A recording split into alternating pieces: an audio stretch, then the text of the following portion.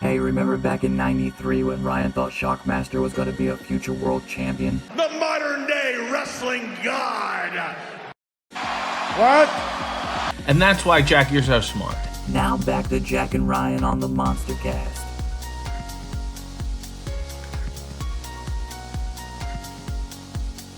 Appreciate everybody coming through. Let's go ahead and get those new prediction records. We finally have the updated records, guys. We had a shit ton of predictions that we did. We did the Ring of Honor predictions that we talked about. You can find the review and the prediction show on our YouTube. We did the NXT Stand and Deliver prediction and post-show review of that, and WrestleMania Night 1. Now we're going to talk Night 2, but before we do, let me throw up the prediction records and my prediction championship, because I still have it. I'm 38-10, and Ryan is 35-13. He gained a couple. He gained some ground on me, but I'm still champ. But let's talk about Night 2. We got to talk about Night 2. Let me pull up my notepad here. 36-12 if we go off of what I said instead of what I picked, though. No. 36-13 if we go off of Shooter Kayfabe last week when you said that Jay White wasn't going to show up on the New York show. And he did. So. Yeah, I didn't think he would. Okay, I agree, but it's still wrong. So this, you want to just start adding in random shit about what we said. Yeah. Or what we're thinking. It's anyway, let's talk about WrestleMania Night 2. I know what you're going to talk about, but we're going to talk about the undercard first, obviously. Overall, on paper, this should have been better than Night 1. We come back after Night 1 and we're like, man, Night 1 was pretty fucking good. Got us hyped for Night 2, all so that we could be disappointed with Night 2. Bianca beat Asuka, which I didn't agree with at all. Omos and Lesnar actually turned out to be a nice little 4-minute fucking crazy-ass match. But it was the first match of the show that Brock Lesnar, so he could bounce and go back to Canada. So that's a prediction point for me, because I said that match was going to be fucking great, and it was. It wasn't great. It just was better than what we thought it was going to be. It was great. The women's showcase match was a mess. I've got Konami yelling at or growling or making weird noises at cats outside my door, so that's not helping.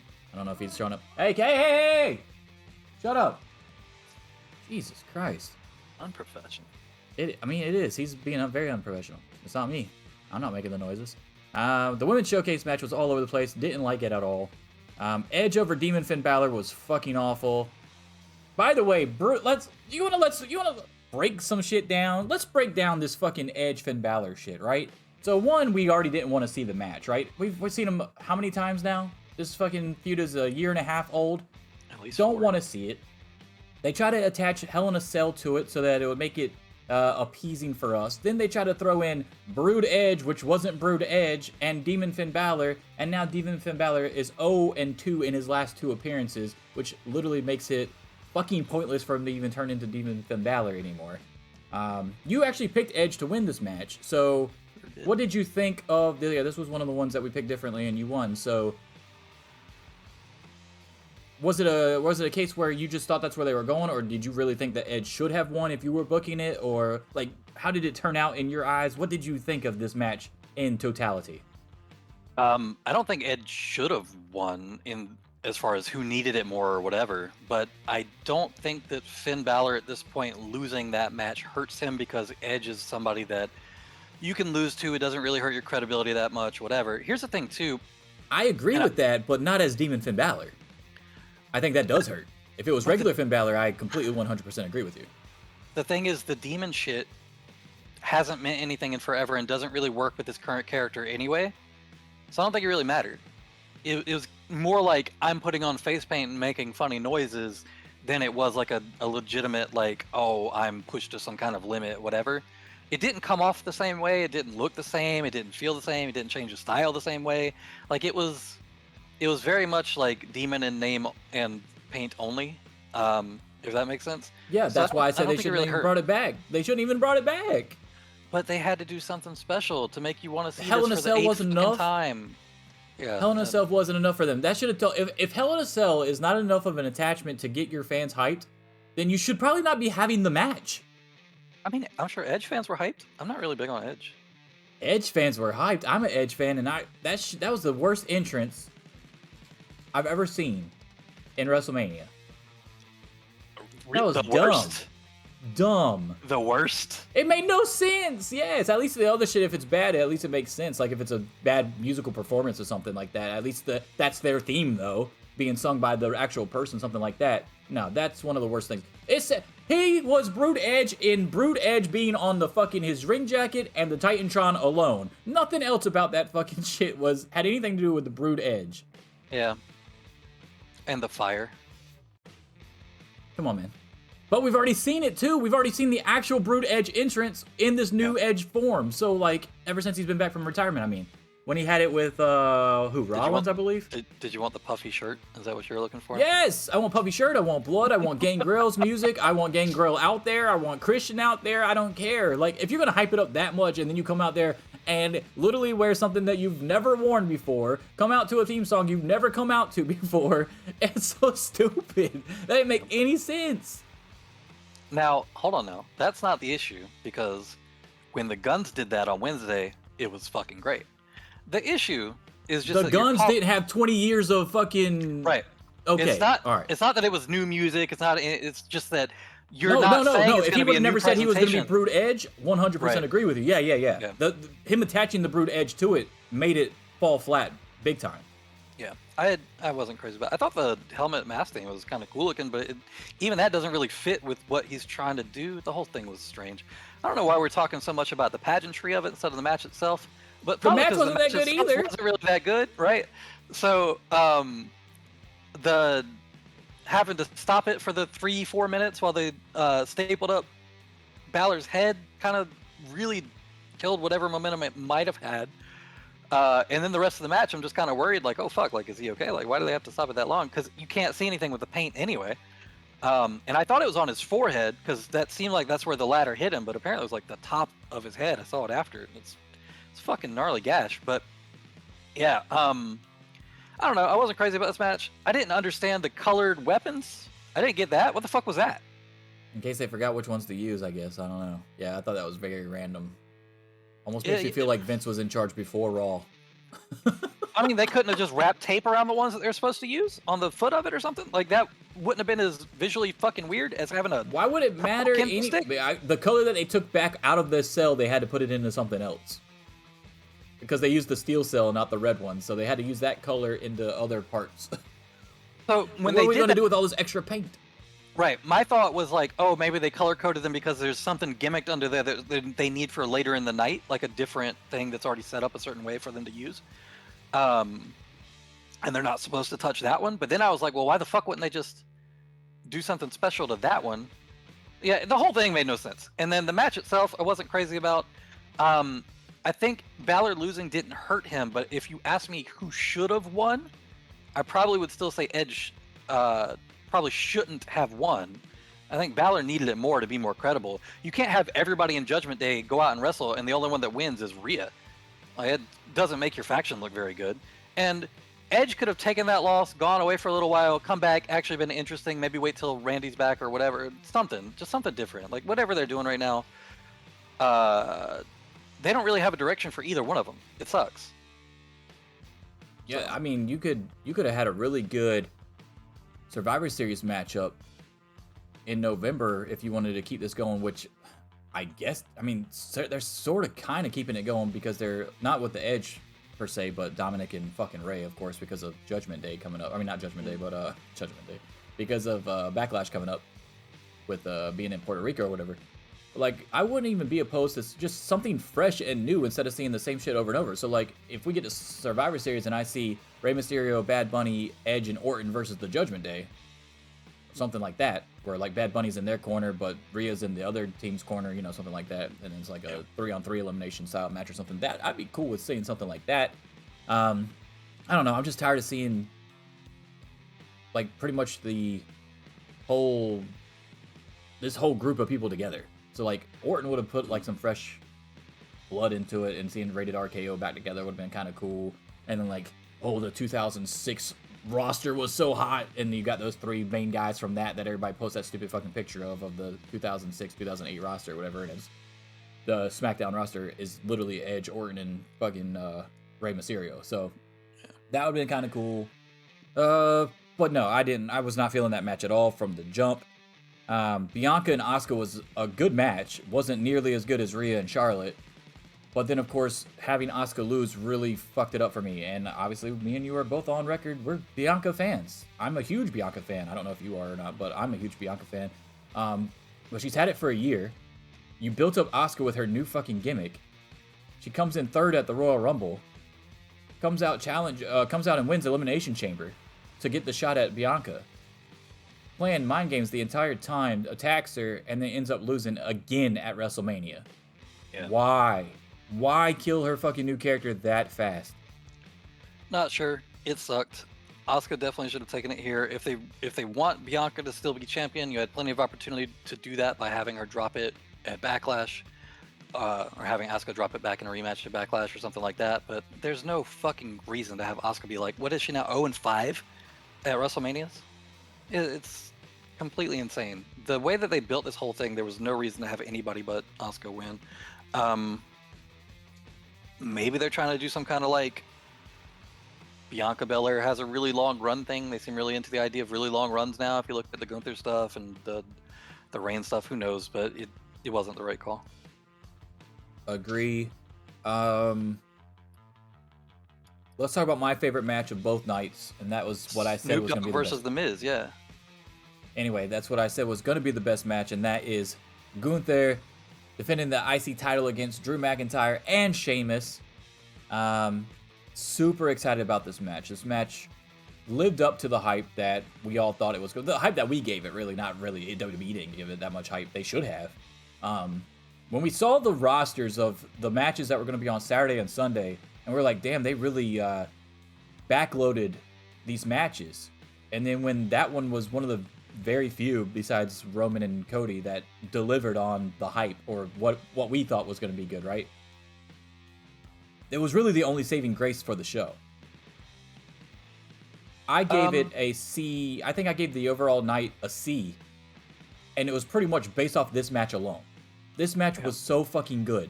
And by the way, Titus O'Neil, 2 for 2 on commentary. 2 for 2. Night 1 and night 2, he did awesome. He did awesome in the men's WrestleMania Showcase match and this match on commentary. I thought it was great. He did a good job. Yeah, I don't think he's bad. I can see it getting repetitive. Yeah, because sure. he kind of hit the 911 line a lot, but it was funny when he first said. I laughed out loud. I was like what would you do if you if you got chopped like that? 911. That shit was so funny, dude. I was like, yes, accurate, same. Yeah. But no, he had some good moments though. Okay, so did it live up to the hype for you though? I gave it 5 stars. Meltzer gave it a 4.75. But no, he gave that one a 5, right? Yeah, he gave that a 5. He gave the only thing that me and Meltzer really disagreed on as far as ratings go for both nights was I would have flipped the Usos and Sami Zayn, or the Usos versus Sami Zayn and Owens rather, that match's ratings with the Charlotte Rhea. I gave Charlotte Rhea 5 and the tag team 4.75. He did opposite. I don't know why he didn't give them the 5. They definitely deserved 5 stars. That match was great, especially when you see how how good Asuka is. You know how physically gifted Bianca is, and then they clearly outdid their match.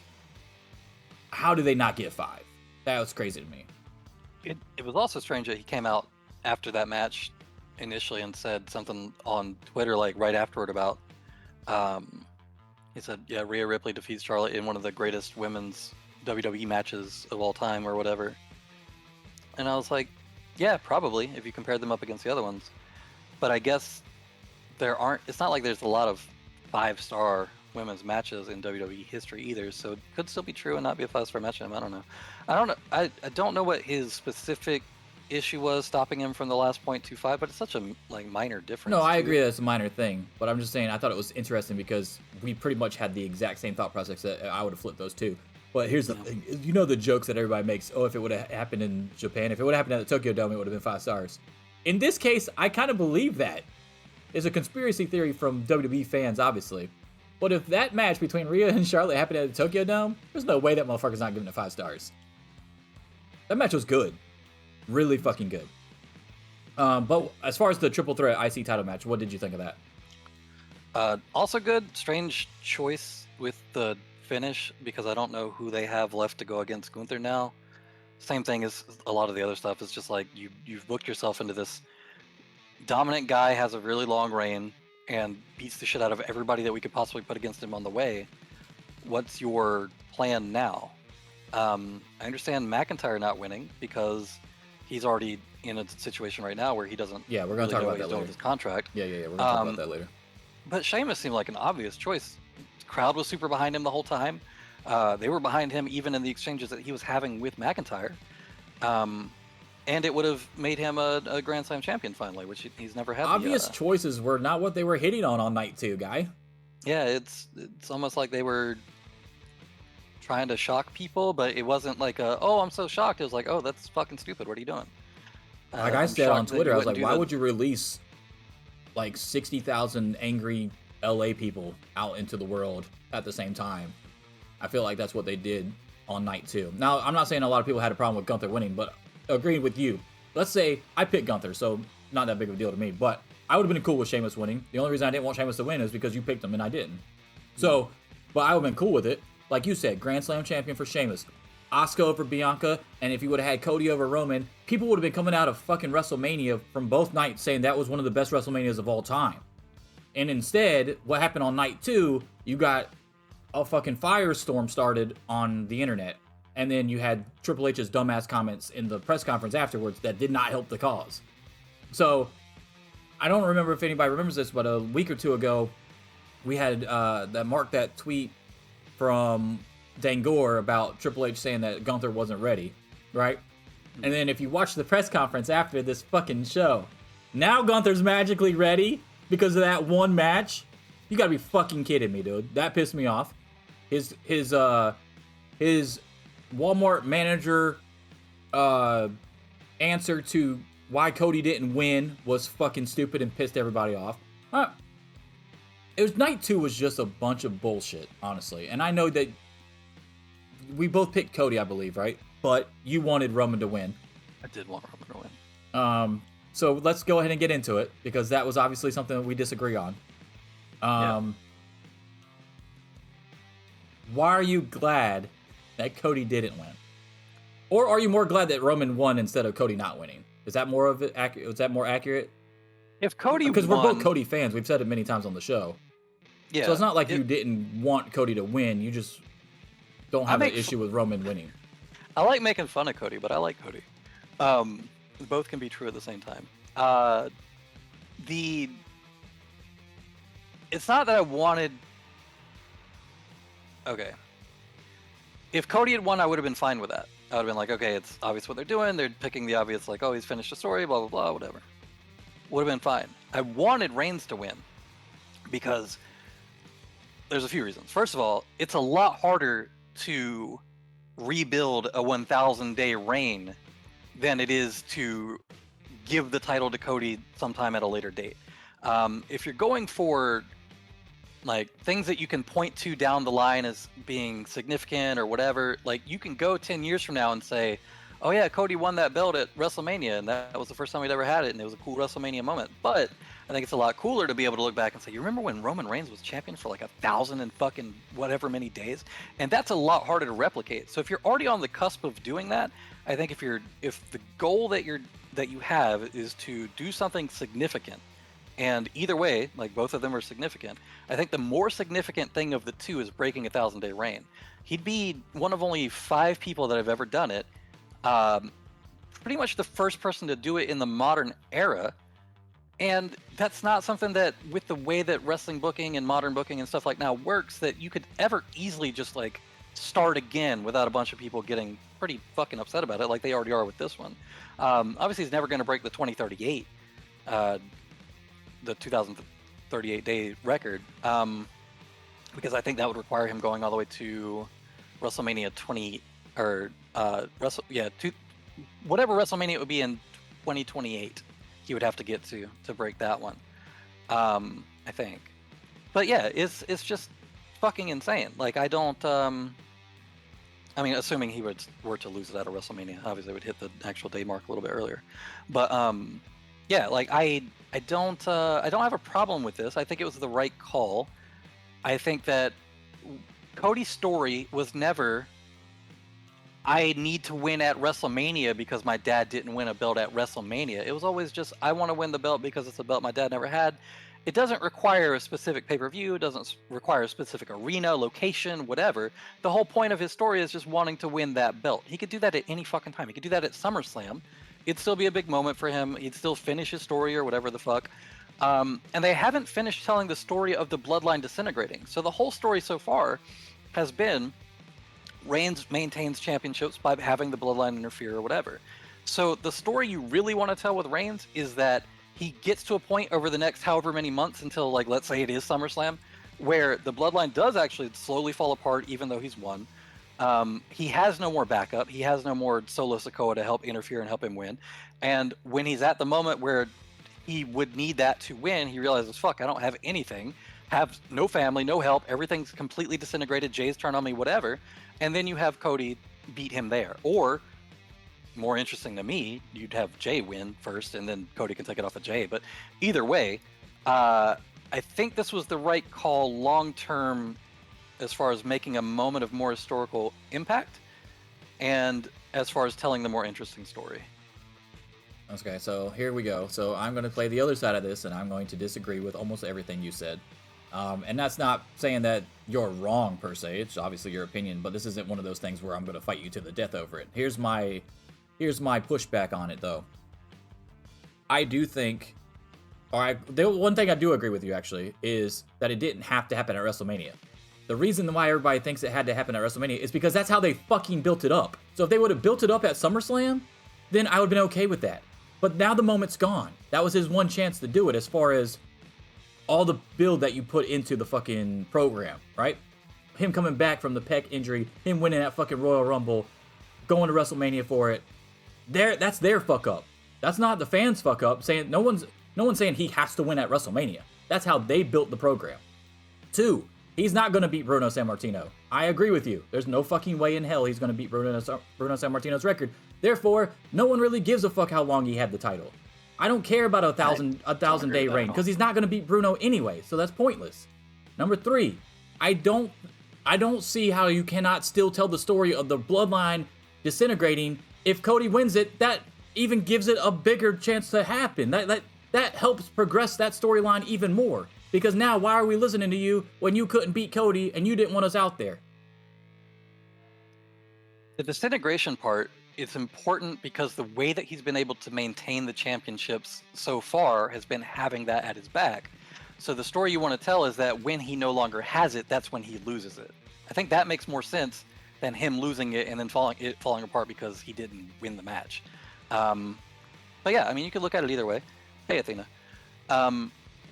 So I understand what you're saying. I just don't agree. I also don't. I don't know why you would think that him not crossing the 2038 thing means that it's not still worth doing. It's not worth doing because no one. The way that people consume wrestling now, especially WWE fans, they don't give a fuck about a 1,000-day reign when he didn't beat anybody and beat Kevin Owens like 5 times within that reign, and he only wrestles at fucking 4 pay-per-views a year. No one cares about that, dude. Okay, that's not true though, because listen, when you tell somebody that Randy Orton is a 13-time world champion, are they sitting there like, well, who did he beat every time to do? No, you just hear 13-time world champion, you're like, oh fuck, he's had the belt 13 times. That's crazy. So same thing with a 1,000-day reign. You look 5-10 years from now and you're like, oh shit, he had that belt for 1,000 days. That's fucking crazy. Nobody could do that anymore. And nobody's thinking about the specifics of that reign, like, oh yeah, he was taking a bunch of time off, or he was on like a lighter schedule. He only defended the belt however many times it's been. Like, it's the number itself that people focus on and attach the weight to. It's not the specifics of the reign itself. You do the same thing with John Cena. You think about how many times he's been world champion or whatever. And you're not sitting there thinking, oh yeah, well, the first time he won it from blah, blah, blah. Next time it was like a 4-way match where he didn't put the champion. Like, nobody does that. Okay. I'll give you that. But here's the thing. Is no one's also doing it with fucking Bruno Sammartino until someone gets to a certain amount and then they have to mention it. So no one's randomly on a fucking Raw talking about Bruno Sammartino being one of the best of all time because he held it for 2,038 days. So why in 20 years would it matter how long Roman had it? No one's going to be talking about it. I think they do that, though. No, they don't. No, they don't. And they do. And they haven't mentioned goddamn CM Punk's long ass reign for who knows how long, ever since he was gone from the company. If Bruno Sammartino hadn't been champion for 2,038 days, how often do you think he would really come up in any modern conversation? What are you talking about? He would be coming up all the time. The dude was fucking I insane. just don't think so. How often do you hear him mentioned at He all sold out- outside of the fact that he was the longest champion? It doesn't matter. He sold out Madison Square. He's the one that fucking put WWF on its back. On his back, rather, I should say. Yeah. But again, how often do you hear people talk about Bruno Sammartino outside the context of him having the really long reign? Not really that often. Okay, let's use somebody that doesn't have the longest reign then. Let's use a Bob Backlund who had the second longest reign. Yeah, it comes up a lot for that too. It also comes up a lot for him losing to the Iron Sheik with the towel being thrown in. Yeah. Because of his babyface good looks, or whatever back in the day, because he was the American, Which is always funny, because if you look at a picture of him, he just kind of looks like some dude at a Nebraska gas station. But yeah. he was an everyday guy looking guy. You know, I agree. Yeah. Well, people talk about Bob Backlund not because of his fucking reign. They talk about him because of Arnold Skylund fucking throwing in the towel. So like, it's not going to be relevant with everybody that's up there, is what I'm saying. No one's talking about CM Punk's long ass reign because CM Punk had other things that you can attach to his name. That does come up in the context of his reign because we're talking about how his reign ended. And I think if you look 5-10 years from now and you say, okay, well, when people are talking about Roman Reigns, what do they remember? They remember that he was champion for a crazy long amount of time. It was over a 1,000-day reign. I think that's how it's going to play out. We'll see. That's fine if you think that that's how people are going to remember it, and the Roman stands will definitely try to throw that in your face every time you say something about somebody else. But then if you break down individual reigns, his reign is not better than anybody else's that's had anything close to him. CM Punk, when he had the 900-day reign or whatever the fuck it was, 600-day, whatever the fuck it was, when he had it forever, before he lost it to The Rock, I believe, is when he lost his really long reign. He was defending it every fucking pay-per-view. That in of itself is fucking a better reign than Roman's, where he only defends it once every 3 months. Well, most defenses is a different record than the longest reign. So no, I know, I agree with that. I'm just saying, but that helps build the reign, though. Just because you hold it forever doesn't mean shit. Dean Ambrose had the U.S. title for how long and defended it 2 times? No one's be like, oh yeah, that's a great fucking reign because he had it for so long. You can't take one and not the other. They both play a part into it, is what I'm saying. I think there's a difference between a mid-card title and the world title, though. Just as far as weight, gravity, how people view it, whatever. Like, it's one thing to be forgotten on the mid-card long enough for somebody's like, oh, that guy's still fucking champion, versus being the top of the card. Okay, well, let's talk about somebody else that didn't defend it that often because there wasn't that many pay-per-views when he had it for a long ass time, and Hogan. No one's talking about how long Hogan's reign was. They just talk about how long he had the title and was pushing everybody down. How's that? Nobody's talking about how long his reign was, but they're talking about as far how as long he had days the go. title? You're talking about a 1,000-day reign. You're talking about a specific number. Okay, well, no one's talking about specific numbers with Hogan's reign. I think that's because Hogan, as a wrestler, has so much other shit attached to him that that's not the first thing you think of. You think of the WCW stuff. You think of like the big heel turn, him always trying to politic, him trying to glom onto other fucking people. Like that's a hard comparison to make because he's brought up for a lot of different reasons in different contexts. But I think the Bruno Sammartino thing is interesting because I don't hear that many people talk about him outside the context of his reign. And I think people will talk about reigns outside the context of his reign too. But I think being able to point to a number like more than 1,000 days adds a lot of weight to him and his history that would be hard to replicate and hard to do if you were only able to say, oh yeah, he was champion for 954 days. No, so I think I get what you're saying. So like, you're basically saying that kids today won't know the importance of Bruno Sammartino unless they were there then. The only reason that they know how strong he is because of the reign being 2,038 days. Right. So in 20 years, when we don't have anybody that's really great, and then or as far as like reigns, I mean, any great reigns, and then somebody gets the title and they're approaching a Roman type number, then those people are going to be like, oh, same concept, just with Reigns being the Bruno and the new person being the new Reigns. Right. Yeah, but I still don't think you need to hit the 1,000 to have that. I think it's just a consequence of human brains working on like a base 10 system. Like you attach more significance to somebody being with a company for 10 years than you do for them being with a company for 9. Like your 10-year company award is always going to be bigger If than I your say 9-year somebody company has it award. for, if I say, oh, this is the closest reign he's had, or that anybody's had until, except for Roman when it 950 plus day reign. If somebody says 1,000 plus day reign, it's not that big of a difference to me. I don't care. Like, I understand that they're very close together as far as number of days in the reign. I don't think that's why that's a reason to have Cody lose right here. I want to see. I want everybody to go watch Cody in a vacuum, just his entrance at WrestleMania, and then tell me how the fuck how he lost that match. It's not with that reaction. It's not just saying 1,000 in and of itself. It's being able to say Roman Reigns is one of only 5 men in wrestling history to have a belt for 1,000 days, to have a world championship for 1,000 days in WWE. In the history of this company, there's only 5 But it would have been people the that's ever done same it. thing. The same thing would have been true at 954 days, though.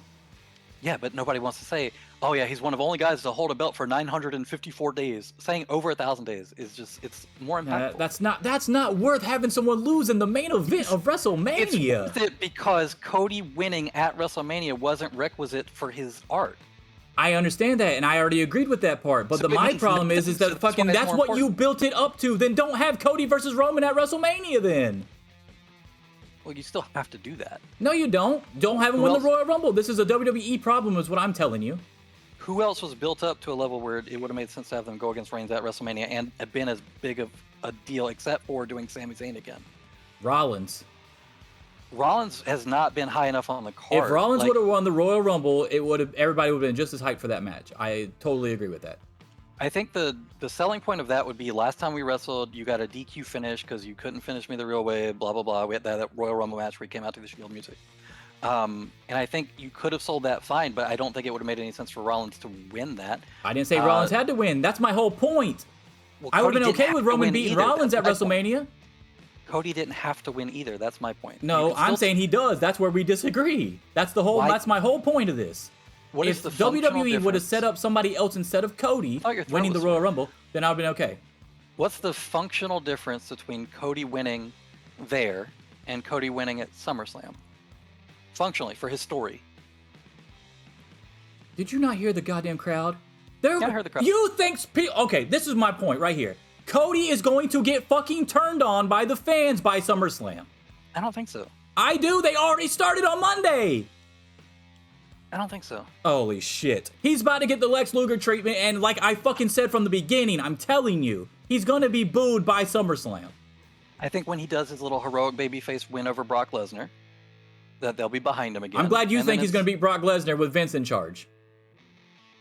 Oh, Vince isn't in charge. We'll get to that. We'll get to it. There's no way Cody's beating Brock Lesnar. I don't think there's any way that Cody doesn't have specifically in his contract that he's going to win the title at some point. You don't come over from the company that you helped found to win the title without having that as a condition of your signing. I mean, if he doesn't have it in his contract, then I gotta say that even though I'm a Cody fan, that's pretty fucking stupid. Since that was the whole reason you went back over. I think he's a savvy enough business person to have done that, and I don't think that it was ever guaranteed that it would be at WrestleMania. I think this works fine for his story arc. You can do here's the thing too, it doesn't look great for, and we haven't talked about this part of it, I don't think at all, but it doesn't look great for WWE to build up their main guy for almost 1,000 days, have him be dominant over every person from their own company that they put him against. Then you have a guy who was only mid-card last time he was ever in your company. You get him from a competing company and you say, yeah, this guy from the competing company that was only a mid-card guy when we had him is so strong now after working at this other company, and we've got so much stock in him after he left and then came back, that we're going to have him go over our most dominant champion in fucking 2 decades the first time he wrestles him. It doesn't make sense. 2 words? Drew McIntyre. The same fucking thing. Did the same thing. Okay, and Drew McIntyre beat Brock Lesnar at WrestleMania. Cody didn't beat Roman at WrestleMania. Same fucking thing. Mid-card guy that left to a worse company, by the way, in Impact, a lesser-known company. Came back. They pushed him to the fucking moon. He wasn't going over their most dominant person in fucking decades. There was Brock split Lesnar's not their bits most of time. dominant person in decades No. before Roman came up with this reign? No. Yes, he No, was. Because here's the other part. The belts were still split at that time, too. Now, that part I agree with. The belt split is a completely different thing, though. You're talking about a former mid-card guy coming in after putting himself over at another company. Well, kind of. Getting himself over at another company is a better way to put it before he started fucking up at the end. Coming in and beating your most dominant double world champion. It doesn't look good. I don't think it would have made sense. In Triple H's eyes and his mindset, having Cody winning that match would have done wonders for him with his future shape of his roster. Now you've already lost out on FTR, you've lost out on Jay White, you're not getting Ibushi. These are all guys that Triple H wanted in his fucking promotion, and then Vince comes in, and now look at what the fuck's going on. They're all fucking staying away, and who knows who else is staying away from WWE because of what they're doing with Cody. I don't give a fuck, dude. I'm telling you right now, Cody's going to get booed by SummerSlam, and he's going to be in the exact same position he was in AEW, except for when they tell him that his ass is turning heel here, he has to do it. There's no, oh, I'm an EVP, I don't think that's a good idea. Do you think that the plan wasn't always for Reigns to have do you think that was ever 100% set in stone that Cody was definitely going to win and then Vince came in and changed it? Is that what you think happened? I don't think it was 100% set in stone that Roman was going to win at WrestleMania.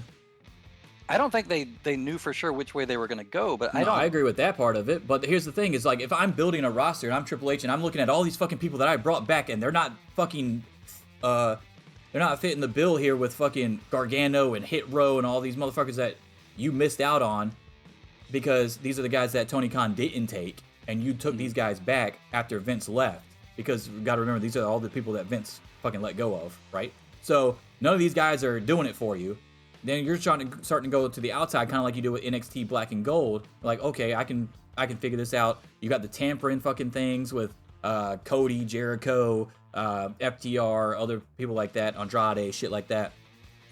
Now people see how, especially after Monday night, which we're going to talk about in a second, especially what happened with Monday night, and then with the deal, with the sale and shit, you're telling me that those people aren't fucking second guessing, hey, I was thinking about possibly going back over there, but now it's like, nah, fuck that, and that this doesn't have something to do with it? I mean, I think they would be second guessing going back over there just based on the instability of the company and Vince being involved at all, not necessarily the booking. I think the booking could have all still gone the exact same way, and they would still have the same second guesses. Here's the deal. Whatever. I would have been cool if it was Roman versus Rollins, if Rollins would have won. Like, for instance, okay, so if they didn't have the Logan fucking Paul shit, right? Let's just say Cody comes back at number 30. Everybody thinks Cody's going to win. Rollins throws out Cody to win. Mm-hmm. I would have been 100% completely on board with that, because we and you thought it was dumb to have Cody come in and beat Rollins, who was your most over guy on Raw, fucking 4 straight times, whatever the fuck it was. That was stupid to us, if you remember correctly. So, if Rollins throws him out, now he's got a one-up on Cody, okay? So now Rollins can go to WrestleMania, lose at WrestleMania with a just as fascinating story as far as their history as the Shield and all this other stuff. And like you said, the last time he only won by DQ or whatever, so he didn't get the title type deal, but he actually won. You have all that. You have Roman's could still be just as scared of Seth as he was the unknown in Cody or whatever, of dropping his title. He could still have the dissension afterwards between the Usos and Jay and stuff, even in victory over Rollins. And then Cody could have done something else at WrestleMania. And then you could have had fucking Cody go on and beat Roman at either SummerSlam or the next year's WrestleMania or something, still doing that story thing. Getting up to that point and then not pulling the trigger on Cody, that's where I have the issue with it. If Cody would have never... I'm not even saying Cody had to be in that position. That's where your point is to... do you think it has to happen at WrestleMania? No, I don't. But because Cody was in that position, yes, I do. It could have happened at Backlash this coming up month or whatever. I'd be like, okay, if Cody's in that and that was his first time going against Roman, that's where you pull the trigger. It didn't have to be WrestleMania. It only had to be WrestleMania because that's where the fuck they put Cody in against Roman. I think wherever that first meeting between the two were, that's when Cody should have won. This just happened to be at WrestleMania. I would have been 100% okay if Cody was never in the main event at WrestleMania for this WrestleMania. I think where we're going to differ on that is that I don't think he should win the first meeting between them. It's the same thing that I was kind of touching on, where like you can't have somebody that was only ever mid-card in your company come in after we'll call it a advanced excursion, come in and beat the most dominant guy that you've had in your company in such a long time the first time that they wrestle. It just doesn't make sense. But here's the thing is, the whole adversity that all these people are talking about that Cody has to overcome or whatever to get the title? He could have done that on the way to Reigns. He doesn't have to do it against Reigns.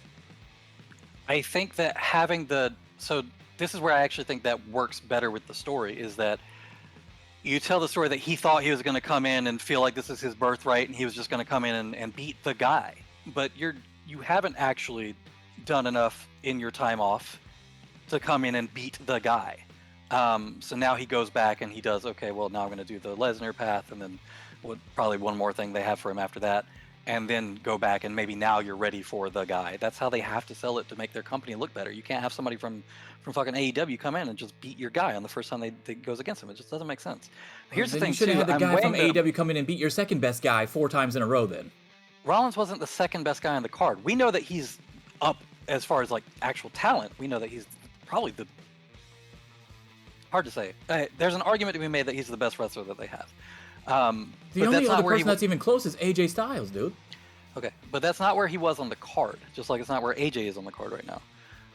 So it doesn't really mean anything to say that. The other part of that is I'm weighing the value of Cody winning at WrestleMania versus Cody winning at SummerSlam, and the value difference isn't really that much versus the investment that they would have to make to have another 1,000 plus day reign to be able to point to going forward. And the value of where he wins isn't really that much. It doesn't matter. For the story that they're telling, it doesn't matter where he wins. So I understand they built the thing, they were going to WrestleMania, they were building it as his big WrestleMania moment, whatever the fuck. That helps the story because that didn't happen. Now he has to go back and actually do whatever work to get back to that point and take on their guy.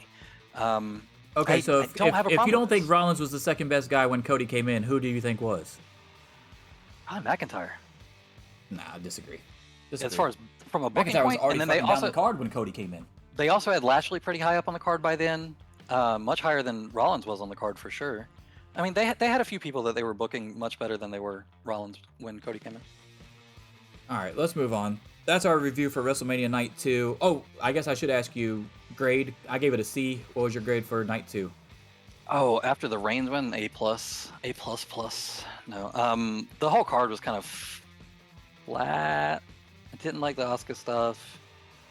I think the crowd was okay. Oh, and the other issue that I had with Triple H's press conference was, oh, this is just one part of the story. This is just... Who said that WrestleMania had to be the finality of the story? Literally every WrestleMania you've ever had is the finality to the fucking story. That's literally what WrestleMania is. What are you talking about? It's never been a launching pad like it's a fucking episode of Monday Night Raw for another part of the story. The only time that's ever happened was with fucking The Rock and Cena came back out the next fucking night or some shit and talking about something they were gonna wrestle at the next WrestleMania, but then it wasn't really a week-to-week thing. It was just, hey, we're gonna wait a whole fucking year to wrestle again. That's not a fucking story. That was fucking annoying. I think the way he worded that was... He's dumb. That was a terrible press conference. The way he worded that was strange, but the way that I would reword it for him if I'm trying to steel man his point is that WrestleMania isn't necessarily where you close stories, but it is kind of where you close chapters. So the chapter of Cody working his way up to take on the best guy and thinking that he's going to win, he loses. That's the end of this chapter. Now starts another chapter. It's not a story thing. But him spinning is like, oh no, it's just still the same fucking arc. It's not really like in the we talked about the hero's journey before, especially in context like Jade Cargill and stuff like that. But in narrative-driven storytelling with protagonists, you do have kind of the rise, the dilemma, the conflict, whatever, the fall, and then the rise back up in whatever hero arc. So for him to come in, be dominant over Cody, be dominant over Rollins several times, and then just all of a sudden beat their top guy, there is no fall. And you can try to spin the story as the fall is him leaving and then his hero's journey was building himself back up or whatever, but that shit does nothing for WWE or WWE storytelling, not within the context of WWE. So you can't just say, oh yeah, his whole hero's journey was outside the company actually, and then he built himself back up and he came back in and it's been a straight up arc ever since. It's not good storytelling. Well, I'm not going to fucking feel bad because WWE doesn't want to acknowledge anything outside of their company. Sure, that's part of it. Because if they did acknowledge stuff outside of their company, like that it's a fucking, it's all one shared universe and not a fucking multiverse, then the story would have been fucking insanely well told. Yeah, but then the story They could have is used Japan too. The story is he leaves. He goes to some other companies. He kind of gets sort of high on the card in a couple places. He becomes some weird, like, half co-leader of Bullet Club for a while before everyone tells him to fuck off. Goes to AEW, loses pretty much every major match, and then on his way out loses to Sammy fucking Guevara. Like, that's not the arc that you would have for the guy that's coming in to beat your top guy. So I mean, even that wouldn't really make sense. Yeah, I don't know. I mean, you don't use the AEW shit. You could just use the New Japan stuff. You could use the NWA stuff when he won the NWA title from Nick Aldis at All In. I think the story is fine. I understand why people are upset, but I think the story is fine, and I think it's better this way. So. I don't think the pop will be significant enough, and that's assuming he even wins the title at this point, which I don't think that's even set in stone either. Because I don't think the fans are going to still be on his side like they were at WrestleMania come SummerSlam. So when Sami Zayn lost, do you think the fans are any less behind him? Yes. Yes, I do. See, I don't. Yes, I do. I mean, he compared to the Montreal got relegated crowd, to a tag team that's division, so fucking yes, Montreal. he has no shot at getting the world title, so it doesn't matter. But when he comes out, do you feel like the fans are any less behind him? Yeah. I don't. Yeah, because no one cares about the tag team division in WWE, including WWE. I don't think that's It was the a answer fucking to my question. It is. It is the answer. That's why. If you would have kept him in the fucking world title picture, maybe, but that's not what Sami Zayn's and Cody's is not the same story, so it doesn't matter. You think fans have fallen off of Sami Zayn because he's a tag team champion now? Yeah. You think they're less invested in his story because he's a tag team champion now? Correct. The only way that they're going to get back just into don't. it is if everybody's already pissed off about them fucking literally continuing the exact same story like nothing just happened at WrestleMania between him and fucking Jey Uso backstage. It's literally the exact same. It was a fucking copy pasta segment, him and Jey Uso backstage. Oh, there's still time. You can still change this. Motherfucker, you just took his titles away. You think he's going to listen to you? That's stupid. Well, that's kind of the story they were telling, right? Is that Nah, that's dumb. It is, because Kevin Owens was telling him while they were backstage, he was like, look, I know that you think that you need to go do this, but you're not understanding that things are not how you think they are. He's going to fuck you up. He's going to fuck you over. And Sammy's like, you know what? You're right, but I'm going to go do it anyway. And then Kevin Owens literally sits there and he's like, did he just say I'm right? But then he says he's going to do it anyway. What a fucking idiot. So he goes and does it. Turns out Kevin is right. Like, this was Sammy's last attempt to extend some sort of olive branch or whatever the fuck. And now they're going to go from here. Like, it's not the same story. It's Sami Zayn got to a point where he had to teach Jay whatever lesson about, you know, the fragility of the bloodline or whatever.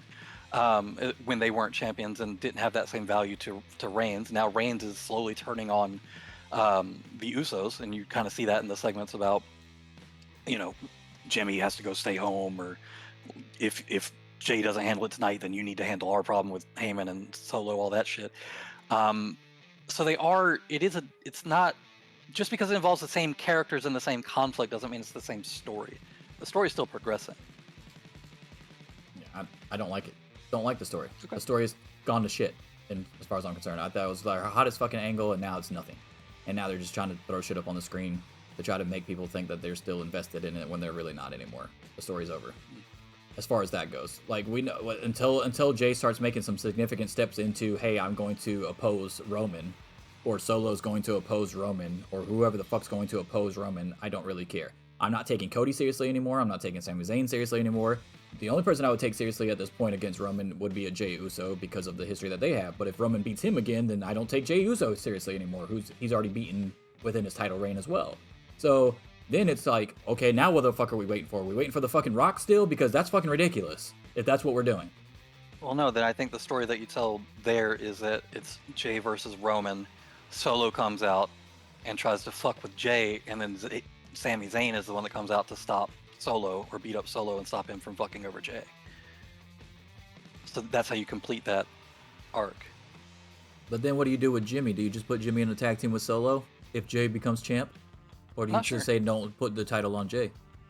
Not sure. It'll be interesting to see. I mean, I'm more interested in seeing how they're gonna fuck it up more than anything else because I believe Cody should have won at WrestleMania. Okay. And Well- I'm not saying that because it was WrestleMania. I'm saying that's because that's where the match took place. I think that we've pretty exhaustively covered every possible viewpoint of that. So we can Yeah. move on. So there you go. There's the WrestleMania Night 2 review. I gave it a C, and you said what again? A real score. Like a C minus. It wasn't aside from the Gunther match, and Reigns winning. By the way, whole wrestling did we card was really pretty need a flat. fucking 35-minute match for Roman and Cody? We needed 35 minutes so that we could see Cody lose anyway. That was fucking stupid too. I didn't like that. There was way too much shit at the end. I don't have a problem with the Attitude Era type shit, honestly, especially because that's how he's pretty much been winning anyway. But when you hit the fucking two moves from Owens and Sami Zayn too, which was a cherry on top as far as your story goes, and then Cody fucking hits him with two crossroads, there's no fucking way that he should have came up, one, for a third one, and two, that he should have had him lose right there. That's fucking Super Cena bullshit right there for fucking Roman still winning. That's dumb. You gotta make Roman look strong. Dumb. No, you don't. How much stronger can he look? Holy shit. Hey guys, did you like that video? If so, don't forget to subscribe to the channel. You can also catch full episodes of the MonsterCast on Spotify, Apple Podcasts, and Google Podcasts. And you can also catch us live every Sunday on Twitch. All links in the description below, along with some sweet merch from yours truly, the MonsterCast. Deuces.